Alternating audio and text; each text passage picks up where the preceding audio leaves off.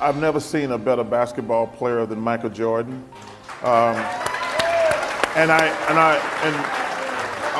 always use this analogy because I don't even put LeBron above Kobe. LeBron is getting ready to pass Michael in the most 30-point games.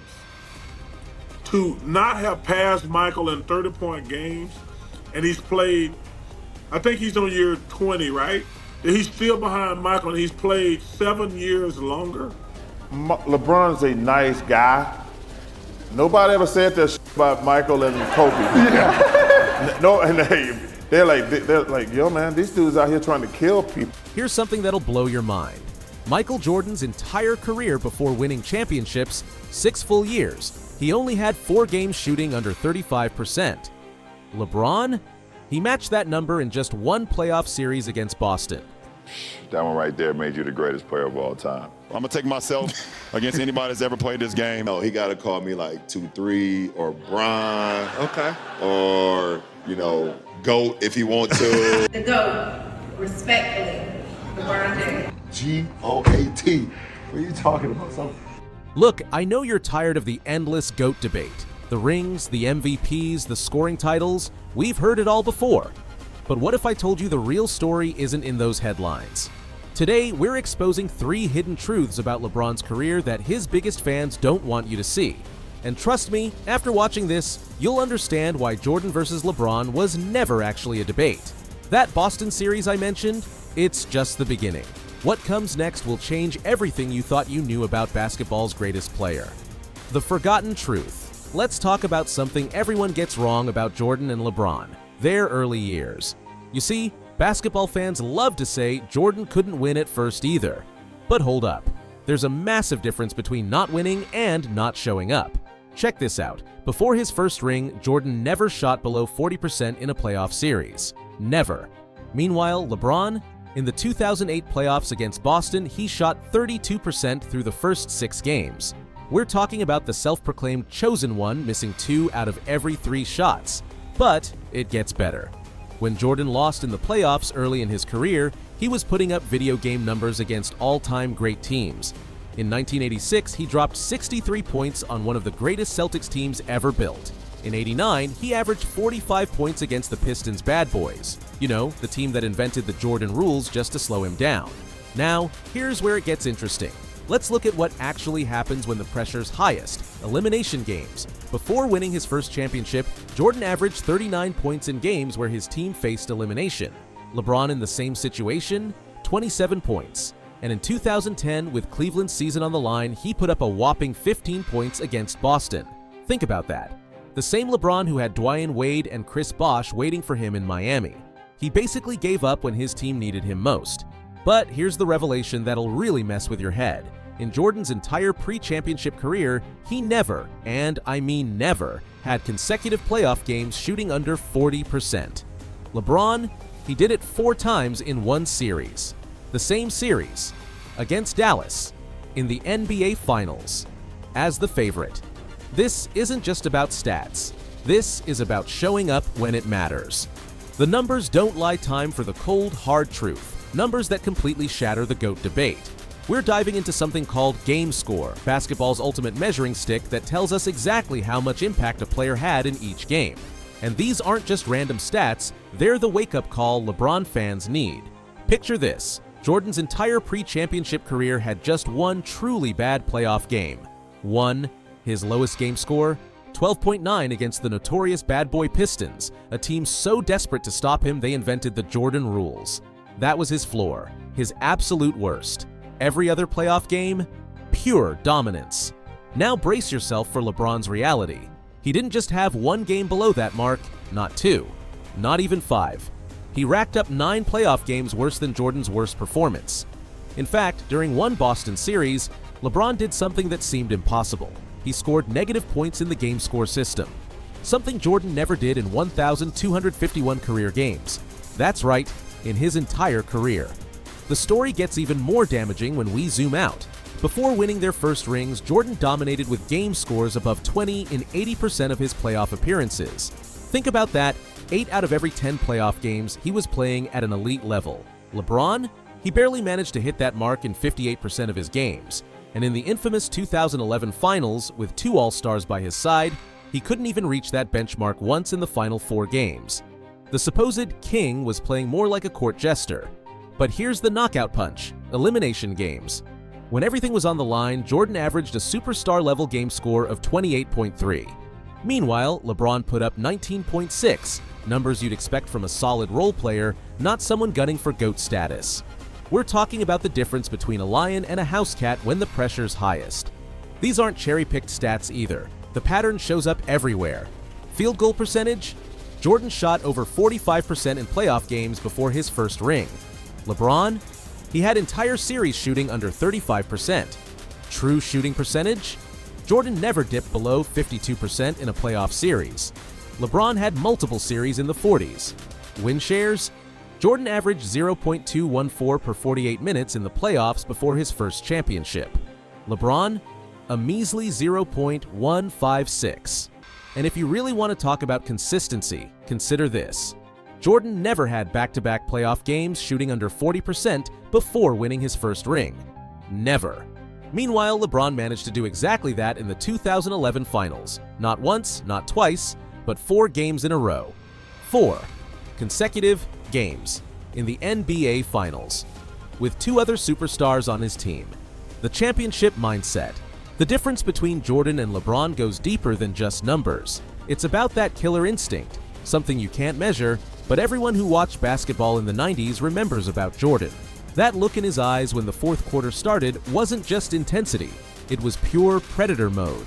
Think about this. Before winning his first ring, Michael Jordan increased his scoring average in fourth quarters by 23%. When the pressure mounted, he elevated. His teammates often talk about how he'd walk into the huddle and say, "Give me the ball and get out of the way." And then he'd deliver. Every single time. Compare that to LeBron in the 2011 finals. Fourth quarter stats tell a story so shocking you might think it's a typo. Game 1, 5 points. Game 2, 2 points. Game 3, 2 points. Game 4, 0 points. And Game 5, another 2 points. That's 11 total points across 5 fourth quarters in the NBA Finals. Jordan averaged that in a single fourth quarter during the 91 playoffs. But here's what really separates them: their response to defensive pressure. When teams tried to stop Jordan, he took it personally. The Pistons created the Jordan rules. He went home, added 15 pounds of muscle, and came back stronger. The next season, those same Pistons couldn't stop him. Meanwhile, in that 2011 finals, Jason Terry, a 6'2" backup guard, shut down LeBron James. The same LeBron who called himself the chosen one. The same LeBron who promised not 1, not 2, not 3 championships. He got outplayed by Jason Terry in the NBA Finals at age 26, in his absolute prime. Jordan's mentality was simple: dominate or die trying. In elimination games, his scoring average jumped from 33 points to 39. LeBron? His numbers actually dropped. Before his first championship in win-or-go-home games, his scoring dipped from 28 to 24 points. That's the difference between someone who wants the pressure and someone who feels the pressure. Remember those famous Jordan quotes? "I've failed over and over again, and that's why I succeed." Meanwhile, LeBron's most famous quote from his early finals appearances: "All the people that were rooting on me to fail, they have to wake up tomorrow and have the same life that they had before." One guy embraced the challenge, the other made excuses. The proof is in those pivotal moments. Jordan's worst playoff game still showed 23 points of effort. Even when his shot wasn't falling, he found ways to impact the game. But LeBron's disappearing acts? Those weren't just bad games, they were complete mental shutdowns. The breaking point. The 2011 NBA Finals wasn't just a series LeBron lost, it was the moment that permanently damaged his GOAT case. Picture this: Miami Heat, stacked with prime Dwayne Wade and Chris Bosh, heavily favored against an aging Dirk Nowitzki and the Dallas Mavericks. The stage was set for LeBron's coronation. Instead, we witnessed the biggest superstar meltdown in NBA Finals history. And I'm not exaggerating, the numbers are staggering. In Game 4, with the series tied 2-2, LeBron scored exactly 8 points. 8 points. A career low in the playoffs. For context, Jordan's lowest scoring playoff game ever was 15 points, nearly double LeBron's total. And this wasn't some early career stumble. LeBron was 26 years old, right in his prime, with 2 MVP trophies at home. The collapse was so severe that teammates had to defend LeBron in press conferences. Imagine Michael Jordan needing Chris Bosh to explain why he couldn't score in double digits. It never happened because it couldn't happen. But what truly seals this as the ultimate proof against LeBron's GOAT case? His response to pressure. When Dallas adjusted their defense, LeBron didn't adjust back. He froze. From games 2 through 5, he averaged a mere 2.2 points in fourth quarters. Jordan's worst fourth quarter average in any finals series? 10.8 points. The breaking point wasn't just about scoring, it was about presence, about leadership. While Dirk Nowitzki was fighting through a 101-degree fever to hit game winners, LeBron was passing up open shots. While Jason Terry was calling out LeBron in the media and then backing it up with his play, LeBron was shrinking from the moment. Remember this fact: in their entire playoff careers before winning a championship, Jordan never, not once, shot below 40% in consecutive playoff games. LeBron did it 4 straight times in these finals. 4 straight games. In the biggest moment of his career. And here's what makes this series the ultimate nail in the GOAT debate coffin. Jordan's worst finals performance would have been LeBron's best performance in this series. Think about that. Michael Jordan at his absolute worst was still better than LeBron at his supposed peak. This wasn't just a loss. This was proof that when everything was on the line, when all the chips were down, LeBron James wasn't just not Jordan, he wasn't even close. The final verdict. What we've uncovered today isn't just evidence against LeBron's GOAT case, it's a complete embarrassment to everyone who ever tried to put him on Jordan's level. Remember how this all started? LeBron calling himself the chosen one, promising not 1, not 2, not 3 championships. The self-proclaimed kid from Akron who'd be better than Jordan. But what did we find instead? A superstar who got outplayed by Jason Terry in the NBA Finals. A king who scored 8 points in a crucial finals game. An MVP who couldn't crack double digits in fourth quarters when it mattered most.